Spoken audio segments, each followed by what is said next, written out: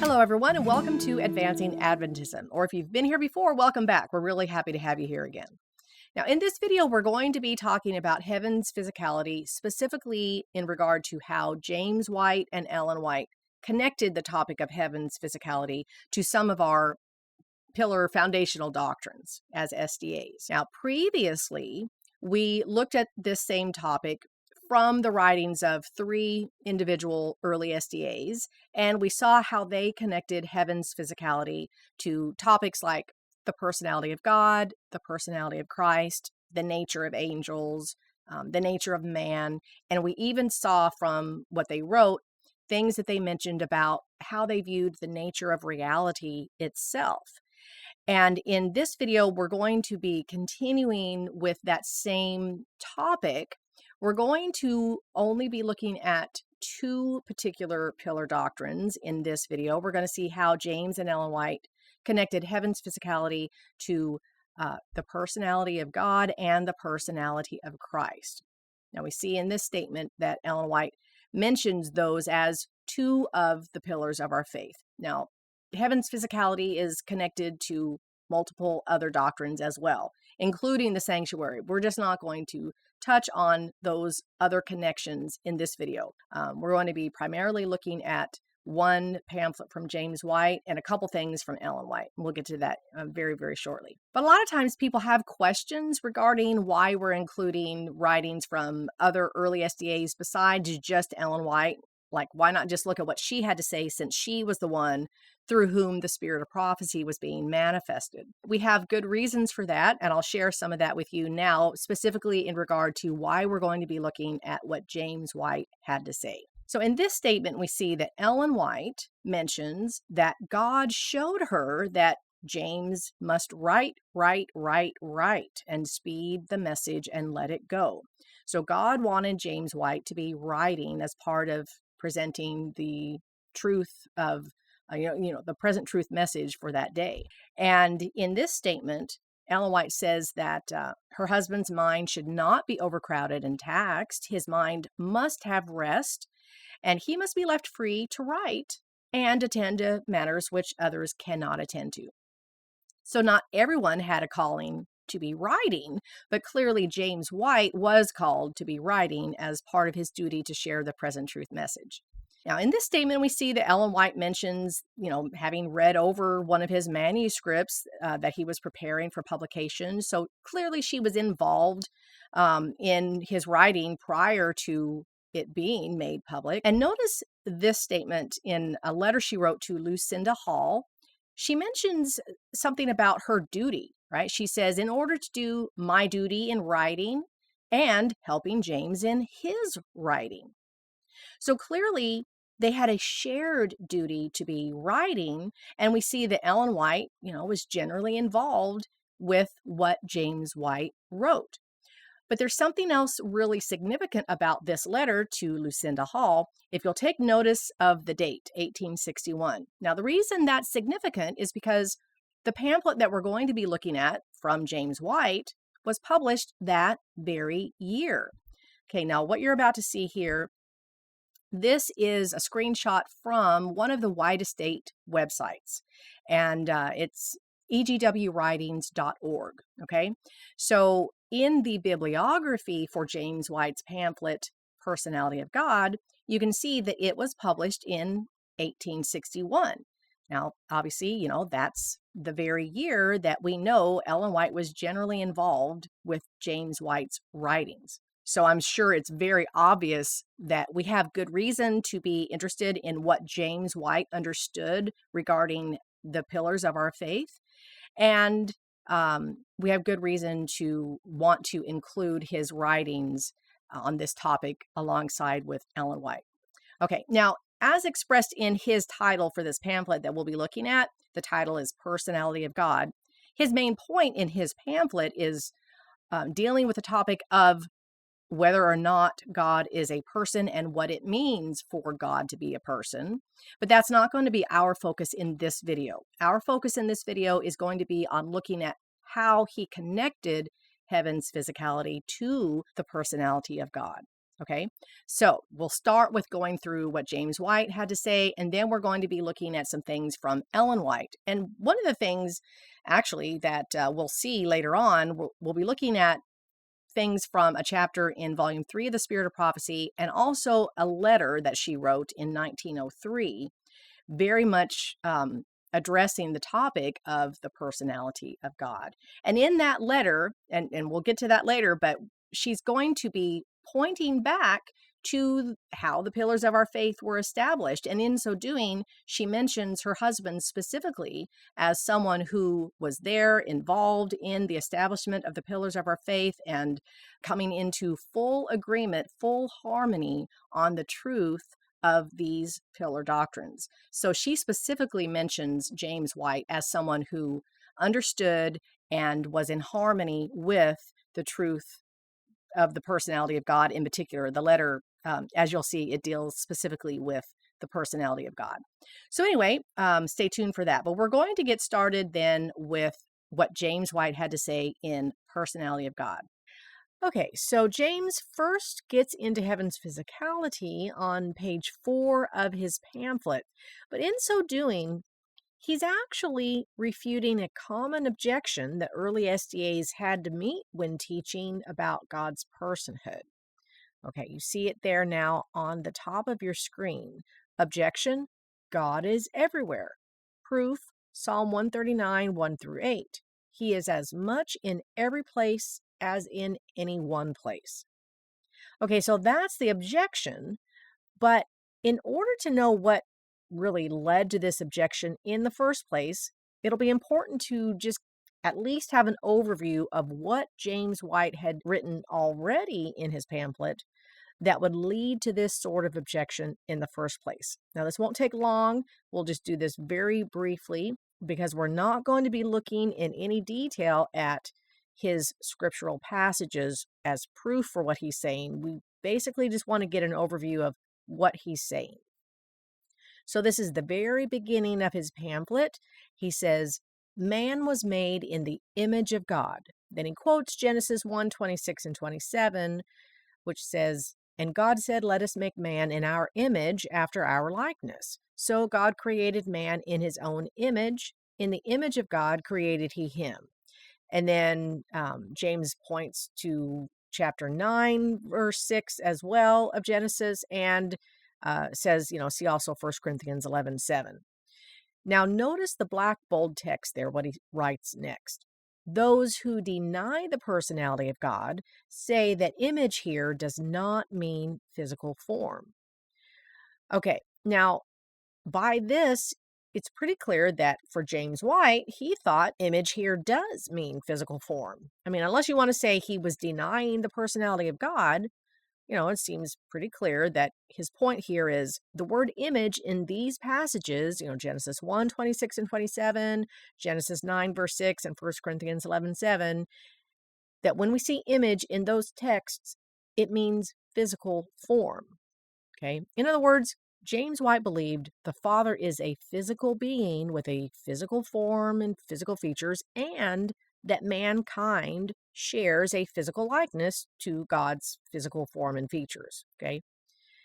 And then he does go into the proof, the scriptural proof, to show that God is a person. So we see here, just further on, he says, as proof that God is a person, read his own words to Moses.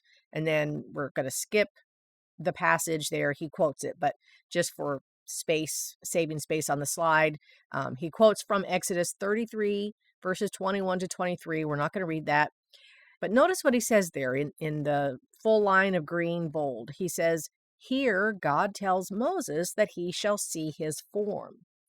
Okay, so we can see that James White believes that the Father has a form. James says, to say that God made it appear to Moses that he saw his form when he has no form is charging God with adding to falsehood a sort of juggling deception upon his servant Moses. In other words, he's really trying to eliminate any possibility of misunderstanding what his view is. His view is that the Father has a physical form Not just that he made it appear to Moses that he has a physical form, he actually has a physical form, unless you want to charge God with lying in addition to kind of, he calls it a juggling deception, right? Then he lists more scriptural passages, or he provides them and talks about them just briefly. There you have them on your screen there at the top. After going through those passages, they mention various body parts, and they mention that God has a shape or he has a form. They're all dealing with that. James White says, to say that the Father has not a personal shape seems the most pointed contradiction of plain scripture terms. Now, the main takeaway from the first couple of pages of James White's pamphlet is that he's making the point that God has a personality. And what he means by that is God has a physical form, he has a personal shape. So that's what he has said prior to him listing this common objection that early SDAs had to meet. So now it should make a lot more sense why someone would say in objection to what he was teaching, hey, wait, God is everywhere. And then, of course, they offer proof from Psalm 139, verses 1 through 8, and claim that God is as much in every place as in any one place, okay? So that's the objection that James White starts to meet. Now, you see the big ... there kind of toward the top of the slide. He directly addresses whether Psalm 139 actually says God is everywhere, but because he doesn't connect that to heaven's physicality, we're not going to cover that in this video. But I recommend that you read the whole pamphlet. It's not very long. It's pretty short, just a few pages. You can get all of his explanation there from that. I'll be sure to have a link to the pamphlet in the description, so you'll be able to read it. All right, so picking up then on page 4, this is him meeting the objection to the early SDA teaching on the personality of God. Okay, but again, our focus is on how James is connecting that to heaven's physicality. All right, so let's pick up with the green there. He says, God is in heaven. This we are taught in the Lord's Prayer, our Father which art in heaven. Matthew and Luke, right? And then he says, but if God is as much in every place as he is in any one place, then heaven is also as much in every place as it is in any one place. And the idea of going to heaven is all a mistake. Okay, now, what is he referring to here? What is James White referring to here? Well, he's pointing to the common Christian view of heaven. You see, most Christians don't view heaven as a physical place. Most Christians view heaven as kind of like another plane of existence, a non-physical spiritual realm, specifically the plane of existence or spiritual realm where God lives, okay? And in those views, going to heaven is about going into the presence of God, going into that plane of existence or that spiritual realm. That's why people who hold this view of heaven can think of their dead loved ones as both being in heaven and yet still always with them, okay? And this is basically what he's rejecting.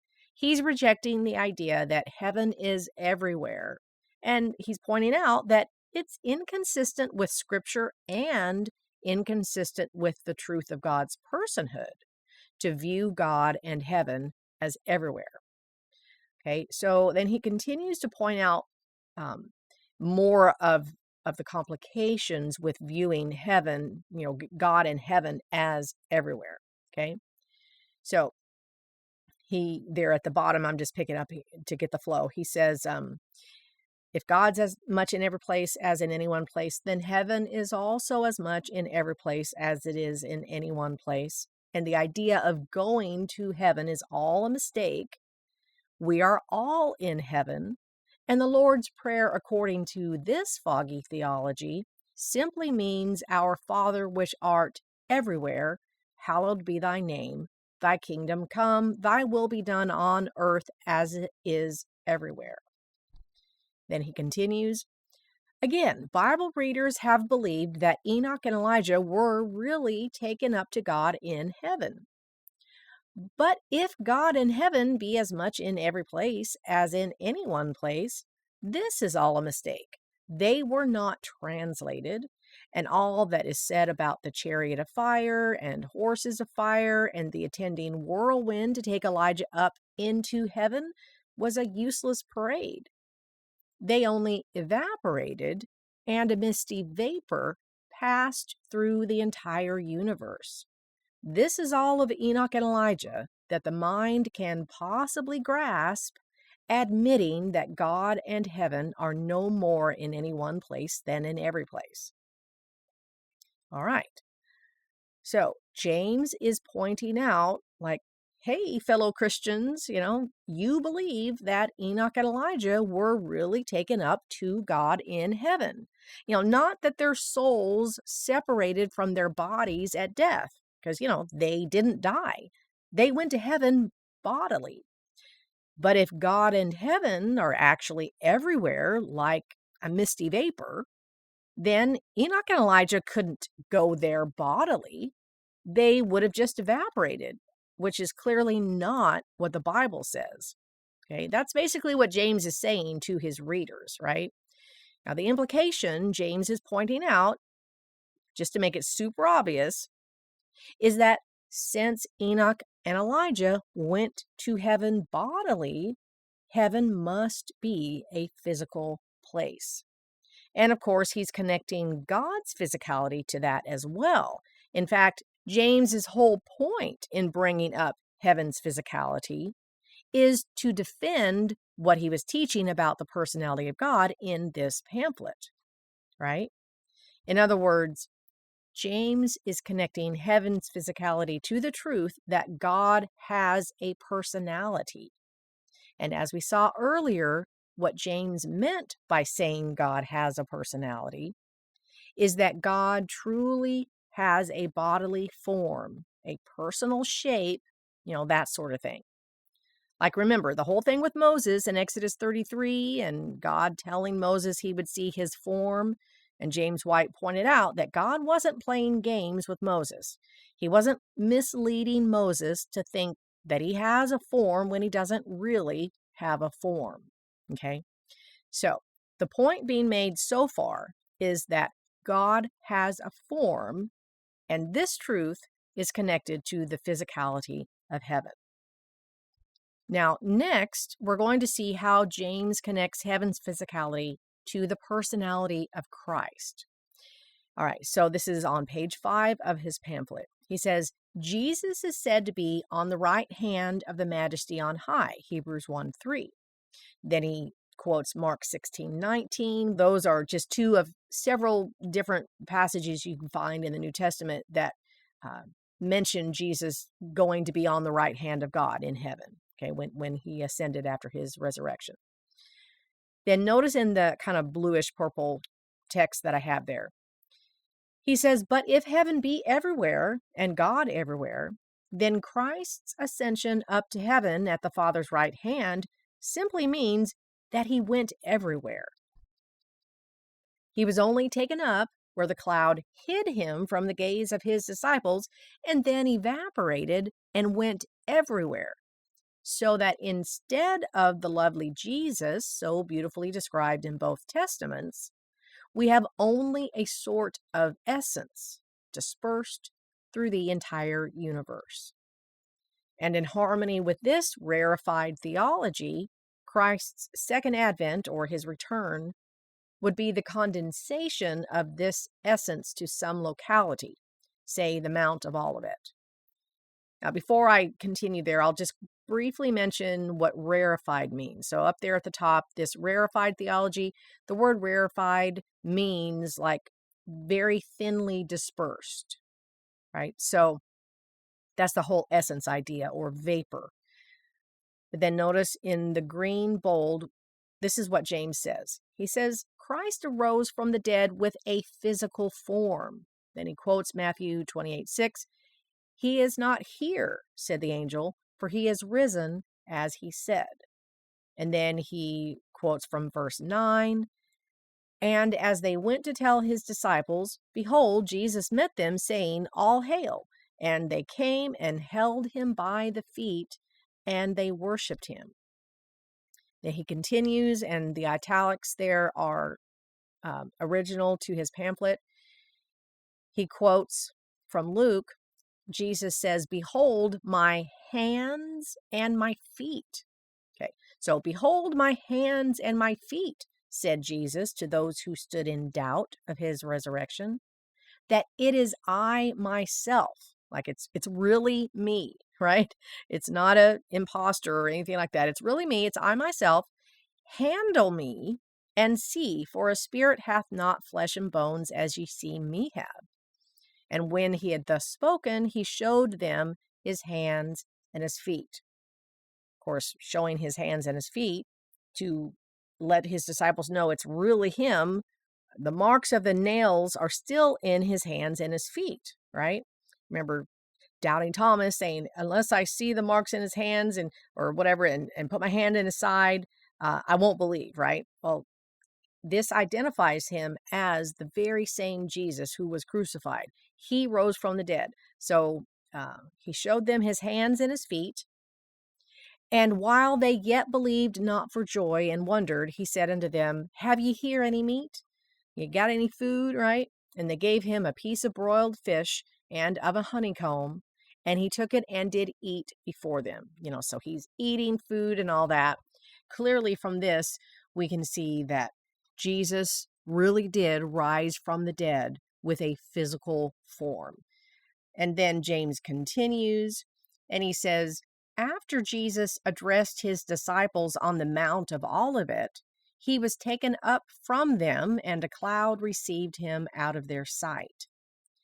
And then he quotes here from Acts, and while they looked steadfastly toward heaven as he went up, behold, two men stood by them in white apparel, which also said, Ye men of Galilee, why stand ye gazing up into heaven? This same Jesus, which is taken up from you into heaven, shall so come in like manner as ye have seen him go into heaven. Okay, so in what we've just read from this section of James White's pamphlet, James is giving additional evidence that heaven is a physical place by pointing to the fact that Jesus went to heaven bodily. Jesus was seated bodily at God's right hand, and Jesus will return to earth from heaven bodily. He'll come back in the same manner, just like the disciples saw him go into heaven. Now, obviously, in order for all this to be true, heaven must be a real material place. Now, from this, we can see that James is connecting heaven's physicality to the personality of Christ. Christ is a personal being, and what that means is that he has a physical form. And the fact that he traveled to heaven and sat on his Father's throne in heaven shows that heaven is a physical place. Okay. Now, we have one more thing that we're going to look at from James White's pamphlet, Personality of God.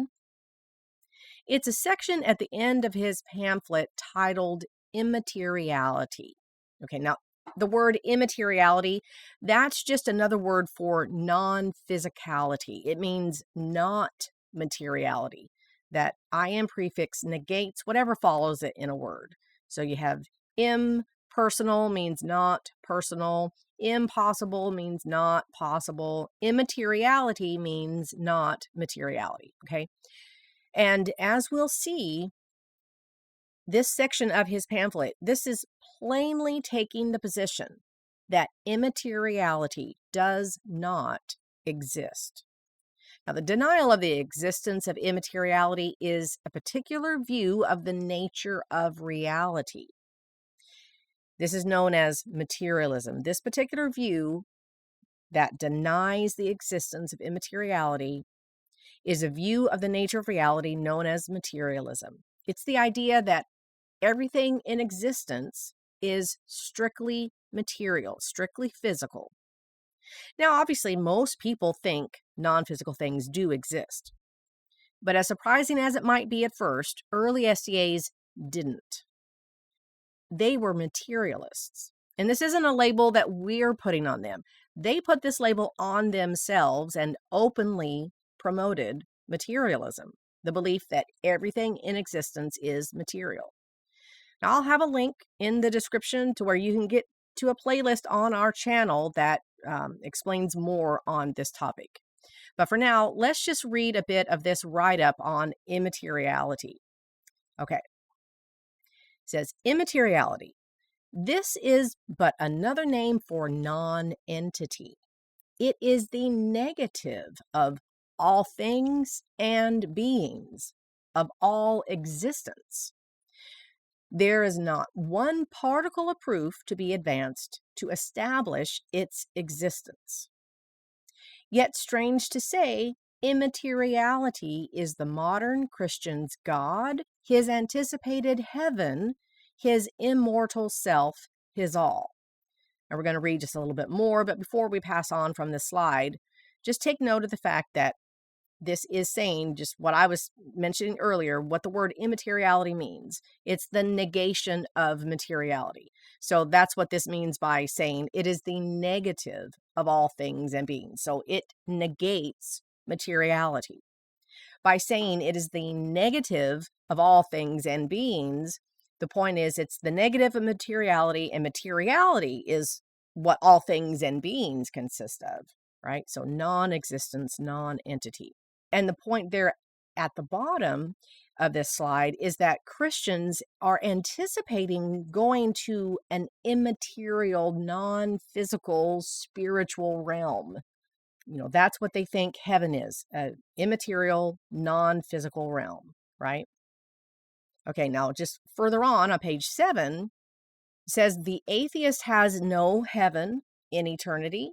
Of course, because atheists don't believe in God. They don't believe that there's a heaven where God dwells or any of that. So the atheist has no heaven in eternity. The sectarian has one, but it is immaterial in all its properties and is therefore the negative of all riches and substances. Here again, they are equal and arrive at the same point. Now, before I continue to read there, I just want to make sure that we're all catching that point here. By saying that the view of the atheist, they don't believe that there's a heaven. They have no heaven in eternity. The sectarian, of course, that just means various sects in Christianity. So the sectarian has one, they believe that there's a heaven, but they believe that it's immaterial, right? And so, since immateriality is the negative of all riches and substances, since it's just another word for non-existence or non-entity, it's the negative of all things and beings, of all existence. Well, the view of the atheist and the view of the sectarian arrive at the same point. No heaven at all. Okay? A non-existent heaven. No heaven. Now, I'm going to continue reading on the slide after that bold where it says arrive at the same point. As we do not envy them the possession of all they claim, we will now leave them in the quiet and undisturbed enjoyment of the same and proceed to examine the portion still left for the despised materialist to enjoy. Okay, so a materialist is someone who believes in materialism. A materialist believes that immateriality does not exist at all, and that everything in existence, to be real, just the very nature of existence is material. So for a materialist to say heaven exists automatically indicates that they mean heaven is physical. Okay, so James White, he believed that the nature of reality is physical. But not just that it includes physical stuff. It's really important to take note of that. Lots of people admit that reality includes physical stuff, but they would also say that reality also includes non-physical stuff, but not so for early SDAs. And specifically, we're looking at James White here. Not so for James White, right? His view of the nature of reality was that it is strictly physical. Now, because of this, we can know that when he's connecting heaven's physicality to the physicality of Christ, he's not just saying that Christ has a physical form, but also has a non-physical part to himself, or has some spiritual essence that can extend from his body, or some spiritual force, energy or whatever that can extend further than his immediate personal presence. No, James White, when he says that Christ has a physical form, because he understood immateriality to be the negation of existence, we can know that he understood that the personality of Christ is that Christ is a strictly physical being. And likewise, with the personality of God, it's not that he thought God just has a physical form and can, sometimes manifest as a non-physical entity, or that he has a non-physical part to himself that extends everywhere. No, James White didn't believe in the existence of immateriality at all. So his view about God was that God is a strictly physical being. Okay, so that's where we're going to stop with what James White had to say.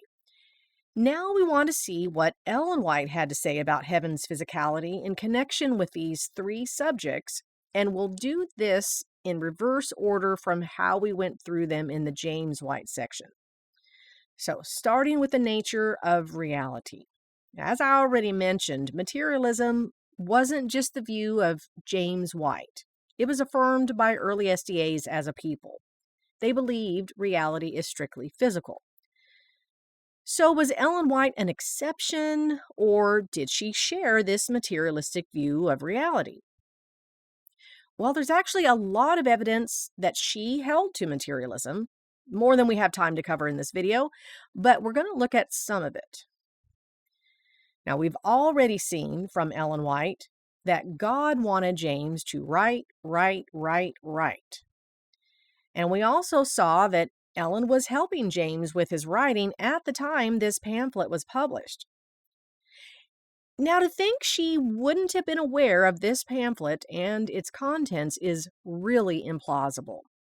Likewise, it would be really implausible to think that she disagreed with the contents of this pamphlet, given the fact that she said God wanted James to be writing and that she was helping James with his writing at the time this pamphlet was published. And actually, we have confirmation that even years later, Ellen White endorsed her husband's understanding on this subject. Now let's take a look.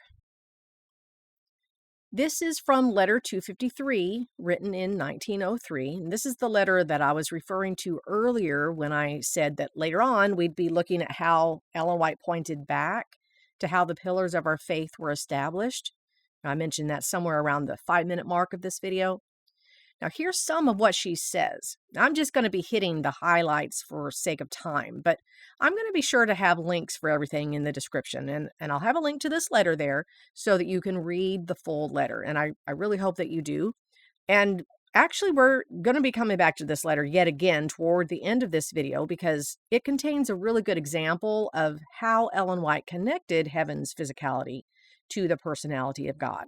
But right now, we're just going to briefly look at what Ellen said regarding James White understanding the truth of the pillars of our faith. And we'll show that the context explicitly includes the personality of God among those pillars that he understood. Okay? So, reading from the top, she says, and again, like I said, I'm just hitting the highlights, right? So we're skipping a little bit, but we're covering paragraphs 4, 5, and 9. She says, my husband was among those who, after the passing of the time in 1844, searched for truth. I would be taken off in vision, and a clear explanation of the passages we had been studying would be given me with instruction as to the position we were to take regarding truth and duty. I gave my brethren and sisters the instruction that the Lord had given me. They accepted as light direct from heaven the revelations given me. Thus, the leading points of our faith as we hold them today were firmly established. Point after point was clearly defined, and all the brethren came into harmony. I have ever had the same testimony to bear which I now bear regarding the personality of God. Okay, so from this we can see that James was among those who accepted the light that Ellen received from God on the leading points of our faith. And the leading point that Ellen is most focused on in this letter 253, 1903, is the personality of God. In fact, this letter was written to address a situation in which the early SDA doctrine of the personality of God was being challenged. And this is what made it necessary for Ellen to recount the history of how the SDA people came to be united on this doctrine. Now, in the process, she made it clear that James understood the truth about the personality of God, starting as early as the mid-1840s when it was revealed. And the next statement will make more clear how this relates to James White's pamphlet on the personality of God. Let's take a look at that. Now, this is yet another statement from Ellen White, specifically in the context of the personality of God doctrine being challenged, in which she not only endorses the pioneer understanding on these important subjects, but she also calls for their articles to be reprinted. Okay? So let's read there from the top. She says, when men come in who would move one pin or pillar from the foundation which God has established by his Holy Spirit, let the aged men who were pioneers in our work speak plainly, and let those who are dead speak also by reprinting of their articles in our periodicals. Gather up the rays of divine light that God has given as he has led his people on step by step in the way of truth. This truth will stand the test of time and trial. Now, the articles that explain these pillars would certainly include James White's pamphlet, Personality of God. So yeah, it's pretty evident from what we've seen that Ellen not only knew what James White wrote in this pamphlet we've been looking at, but that she agreed with what it said. And as we just saw, it was overtly endorsing materialism, and it even connected materialism with the physicality of heaven. So we have good reason to know that Ellen White shared this materialistic view of the nature of reality. But there's something else on this point that I'd like to share with you. This is a statement from Ellen White that plainly and openly denies that she ever taught views promoting the existence of immateriality. It's just less obvious to people today that that's what she's saying, due to the way language changes over time and due to people having forgotten what our foundational doctrines actually teach. So let's take a closer look at that. In the first sentence, Ellen White says, I have frequently been falsely charged with teaching views peculiar to spiritualism. And of course, the word peculiar in this context, it doesn't mean odd or weird. It means distinctive. So she's saying she's never taught views distinctive to spiritualism. But in order to know what she meant by that, we need to know what the word spiritualism means in this context. Now, be sure to take note of the date that this was published. You can see it in the small red text there at the bottom of the slide. It's published in 1851. Now, that date is significant, and you'll see why just shortly. If you go to etymonline.com, you can learn the etymology of a word. Etymology refers to the origin of a word and the development of its meaning over time. Now, once you get to etymonline.com, search the word spiritualism, and here's a screenshot of what you'll find. Now, take a look at the bottom right of your screen where you see that red arrow draw in there. It wasn't until the year 1853 that the word spiritualism was being used in the sense that we most commonly think of today.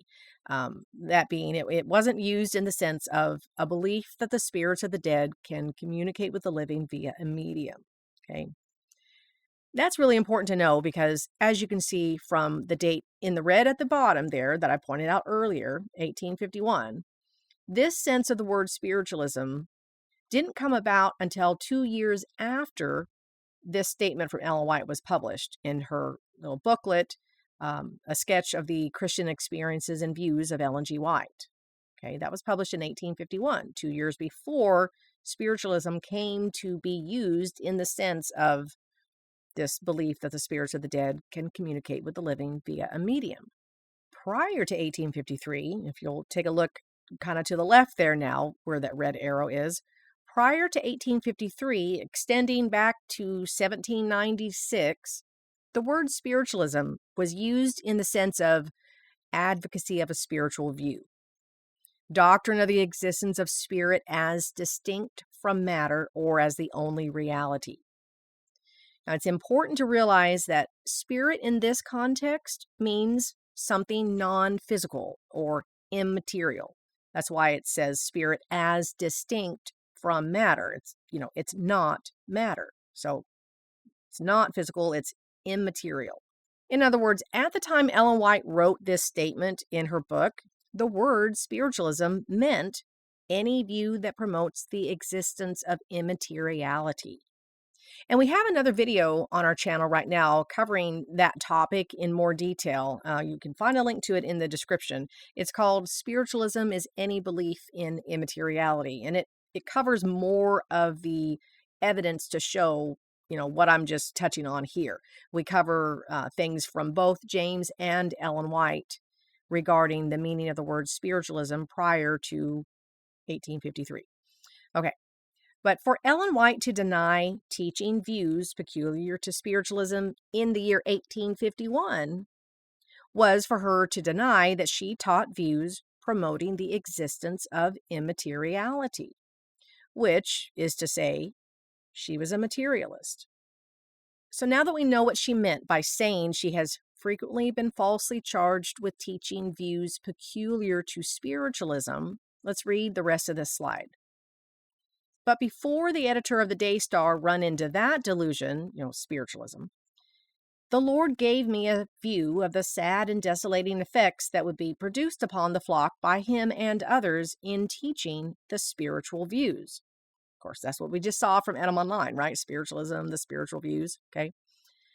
And she goes on, she says, I have often seen that the spiritual view took away all the glory of heaven, and that in many minds, the throne of David and the lovely person of Jesus had been burned up in the fire of spiritualism. Okay, notice that she's connecting her view of the nature of reality to the physicality of heaven, as in viewing heaven as a non-physical spiritual realm is a view that takes away all the glory of heaven. Now, with this in mind, it should come as no surprise to read this statement from her book, The Great Controversy.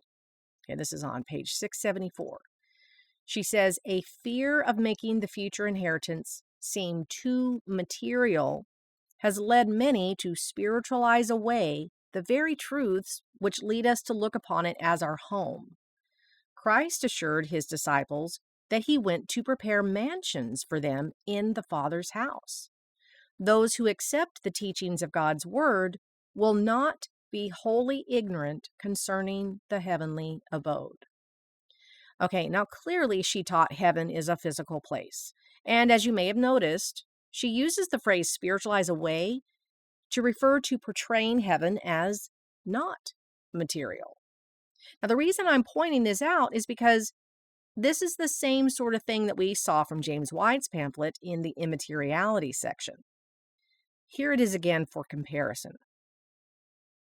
Now, as you can see, these two statements are conveying the same ideas. Okay, portraying heaven as non-physical or immaterial is the same as spiritualizing it away. In other words, it's the same as portraying heaven as no heaven at all, just nothingness or non-entity, right? So regarding the question we asked earlier about whether Ellen White was a materialist like the other early SDAs, I hope you can see that the answer is a resounding yes. The evidence shows that Ellen White believed the nature of reality is strictly physical. So both James and Ellen White were materialists.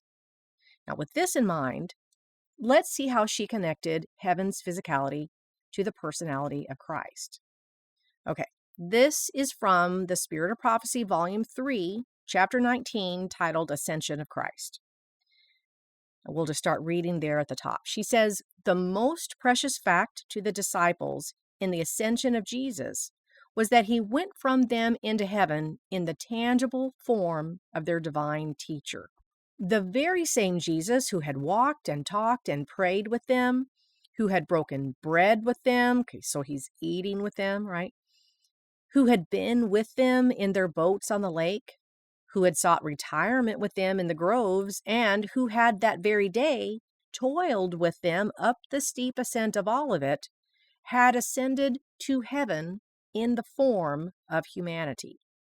Okay, so all this stuff about how Jesus walked and talked and ate and prayed with them, etc., Ellen White is saying all this in order to point out that the disciples realized that the heavenly reality and the earthly reality are the same. It's not like heaven was a completely different state of existence, okay? I mean, Jesus had been a part of their daily reality here on earth, and he went to heaven. So heaven is the sort of place where earthly realities can exist. Now, further on, she says more about this. She says, "Through the visible ascension of Christ, all their views and contemplation of heaven are changed. Their minds had formerly dwelt upon it as a region of unlimited space, tenanted by spirits without substance. Now, heaven was connected with the thought of Jesus, whom they had loved and reverenced above all others, with whom they had conversed and journeyed, whom they had handled even in his resurrected body. Heaven could no longer appear to them as an indefinite, incomprehensible space filled with intangible spirits. They now looked upon it as their future home, where mansions were being prepared for them by their loving Redeemer." Okay, so earlier, she points out that Jesus went to heaven as a tangible being, right? And here we see her saying the disciples realized heaven is not inhabited by intangible spirits. Now, these realizations prompted the disciples to look upon heaven as a real physical place. It's their future home where mansions are being prepared for them, right? Of course, these are the same sorts of connections that James White pointed out in his pamphlet. So we can see that both he and Ellen White connected heaven's physicality to the personality of Christ in that he, as a physical, tangible person, went to heaven to prepare mansions for his disciples to dwell in. Now, clearly, she's saying heaven is a real physical place where real physical beings can and do dwell. There's another important point to not miss here. From what we saw earlier, we know that Ellen was a materialist. So obviously, she didn't think Christ is a dualistic being, part physical and part non-physical.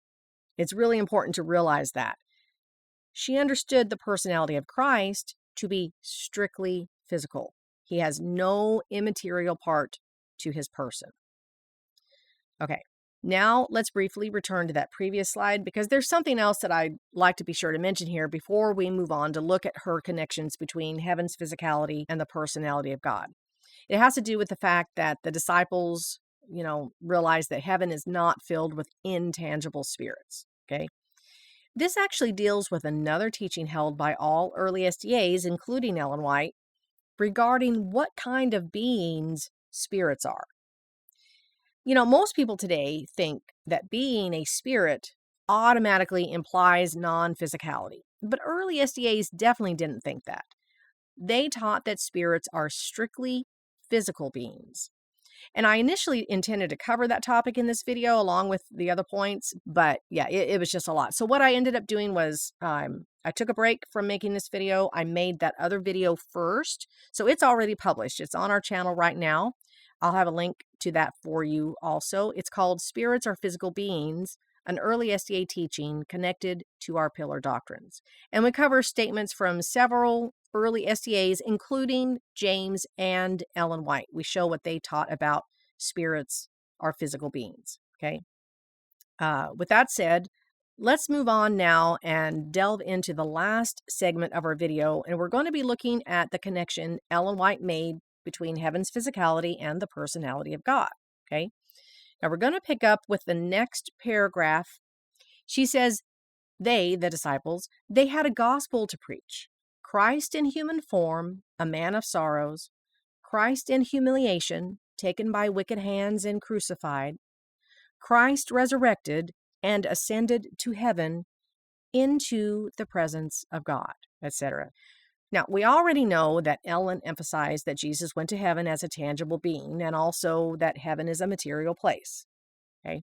And by now, it should be pretty obvious that she understood going into the presence of God in a materialistic way as well. But since this is confirmed by her description of Jesus' ascension earlier in this same chapter, I thought it'd be good to just take a quick look at that. Okay. So here are a couple of statements, pages 252 and 253. On page 252, this is right after, Ellen finished describing, Jesus traveling to heaven, the journey. He led the way and he got to the gates and then he enters in through the gates. And so this is right after he goes through the gates and enters into heaven. She says, all the heavenly host surround their majestic commander as he takes his position upon the throne of the Father. Okay, so he goes into heaven, into the presence of God. Where is he? He, sits down on the throne of his Father. Then on the next page, she says, he is seated by the side of his Father on his throne. Okay, now a significant point about these statements is that she's locating the Father in a particular place. He's in heaven, seated on his throne, not personally everywhere present, right? So later in this chapter, when she says Jesus went to heaven into the presence of God, it should be pretty easy to see that she doesn't mean anything non-physical by that statement. And Ellen expressed this connection between heaven's physicality and the personality of God elsewhere as well. She says, we are not to say that the Lord God of heaven is in a leaf or in a tree, for he is not there. He sitteth upon his throne in the heavens. Okay, again, notice she says God is not in leaves and trees. Instead, he occupies one particular place. He's on his throne in heaven. Now, this is from letter 253, 1903. This is the same letter that we quoted from earlier where she says James understood the pillars of our faith. Okay. Now, what we're going to do now is we're going to look at some more excerpts from this letter because the flow and context of the letter make it really clear that she was connecting the personality of God with the physicality of heaven. And this is all in the context of countering spiritualistic or immaterialistic theories. And again, I'll have a link in the description to where you can read the full letter. Now, the first thing to know is that this is a letter that Ellen wrote to John Harvey Kellogg, addressing his spiritualistic ideas in the book, The Living Temple. And just in case you aren't familiar with the book, Kellogg was advocating the idea that God is an intelligence that is personally present throughout the universe.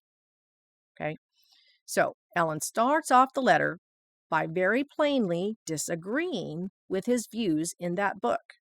Okay, then in paragraph 4, She gives Kellogg some of the history of what happened shortly after the passing of the time in 1844, the time when Adventists had expected Jesus to return. Now, this is a condensed version of what we were looking at earlier when we saw that Ellen said her husband understood the doctrine of the personality of God and was in harmony with the truth of it. This is just part of what we quoted earlier. Okay. Now, a little further on, she tells Kellogg, just such theories as you have presented in Living Temple were presented then. Okay, so these theories weren't new to her, nor were they new to the early SDAs she mentioned in this letter, such as her husband. And Ellen says, ever since God revealed to her the truth of his personality, she's always had the same testimony to bear regarding it. Okay. So whatever testimony she was bearing in 1903 regarding God's personhood was the same as what she gave to the other pioneers, including her husband, shortly after the passing of the time in 1844. Now, the very next thing that she writes to Kellogg is this. She says, in early writings are the following statements. Okay, and she has pages 60, 66, and 67, which is just an older pagination. The newer books, like the copy that we have, the paragraphs that she refers to are actually on pages 70, 77, and 78. Okay, and I'm quoting from pages 77 and 78. I'm skipping the part she quotes from page 70. So right after she says she's ever had the same testimony to bear, she points him to early writings and she quotes from that. And here's what she quotes. I have often seen the lovely Jesus, that he is a person. And of course, the underlining is stuff that she did. That's in the original. So she says, I have often seen the lovely Jesus, that he is a person. I asked him if his father was a person and had a form like himself. Said Jesus, I am the express image of my Father's person. Hebrews 1:3. Then Ellen White continues and she says, I have often seen that the spiritual view took away all the glory of heaven, and that in many minds the throne of David and the lovely person of Jesus have been burned up in the fire of spiritualism. Okay, now, by writing this immediately after telling Kellogg that she has ever had the same testimony to bear regarding the personality of God, we can know that these paragraphs from her book Early Writings are intended to be an illustration of what her testimony is, what it is and what it has been, right? Her testimony regarding the personality of God is that the Father has a physical form like Jesus, and that the spiritual view takes away all of heaven's glory.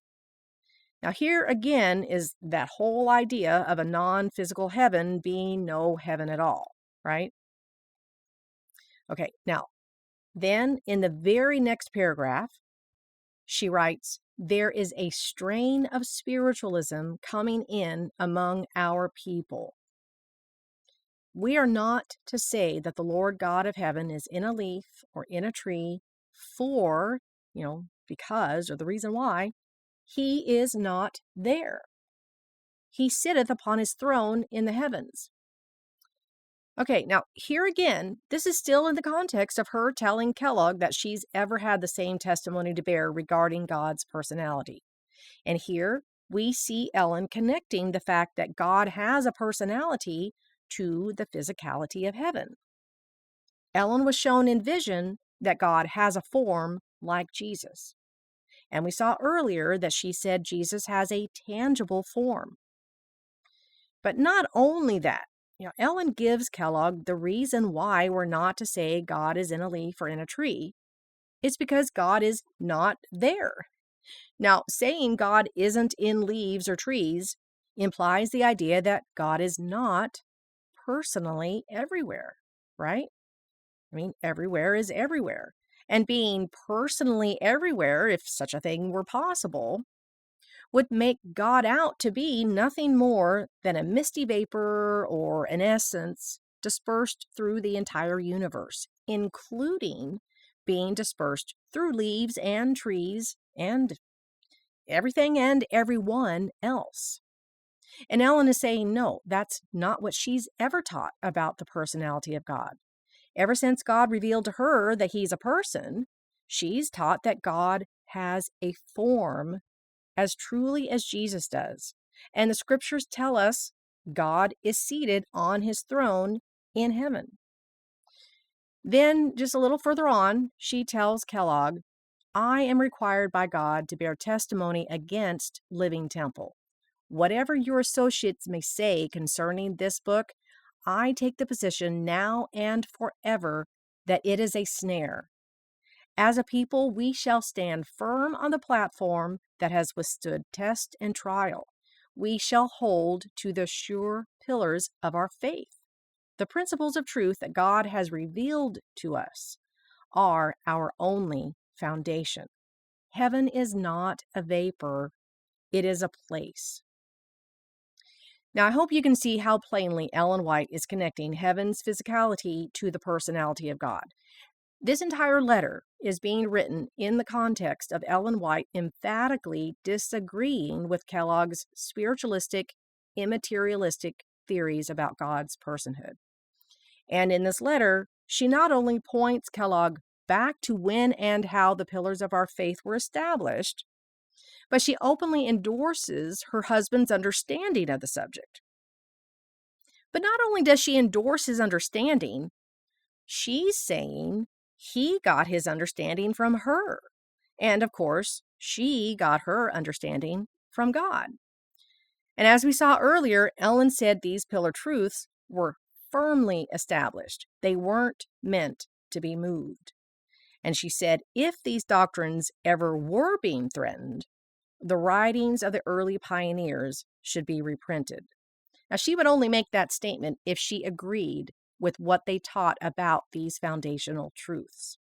And knowing that she specifically mentioned her husband as someone who was in harmony with the pillars of our faith shows us that what we've seen from his article, Personality of God, is something that Ellen White not only agreed with, but that she was the one who gave him that information. She told him about the position they were to take regarding truth and duty. Now, all of this shows overwhelmingly that when Ellen White connected heaven's physicality to the doctrine of the personality of God, she wasn't saying God has a physical form that stays in heaven, but also has a non-physical part of himself that's everywhere present.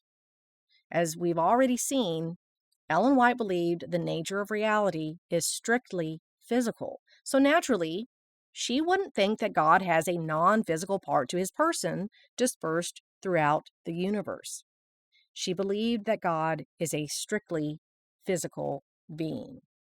And as we just saw from her letter to Kellogg, Ellen White made a very direct connection between God's physicality and the physicality of heaven. God is a strictly physical being, and where he dwells is not a vapor, it's a place. All right. Now, to wrap this up, I'd like to briefly summarize the main takeaway from everything we've just covered. When we look at these connections that early SDAs, including James and Ellen White, made between heaven's physicality and our pillar SDA doctrines, we can see how very different these views are from those held by mainstream Christianity. And actually, nowadays, these views are also very different from the views held by most SDAs. So I really want to stress that what we're covering in this video isn't just an interesting bit of factoids. This isn't just an interesting history of what early SDAs believed, but now we know better. Okay? Our hope is that you walk away from this video realizing not only that it's important to be aware of these connections between heaven's physicality and our SDA pillar doctrines, but also why it's important to be aware of the connections. Understanding how heaven's physicality connects to our pillar doctrines can help to restore these pillar doctrines and expose any species of spiritualism that may have obscured them from your view up until now. Only then can we, as did the disciples, go forth to preach the true gospel founded upon the truths that God established among his people. Now, with all that said, to learn more about some of our pillar doctrines, here are a few other videos that we have on our channel right now that will get you started. Now, links to everything will be in the description and a couple on the end screen. And of course, we're continually making new content, so if you'd like to be notified when it's published, just be sure to subscribe and to click the bell. And as always, if you see value in what you just heard, please share this video with someone you love. Until next time, many blessings.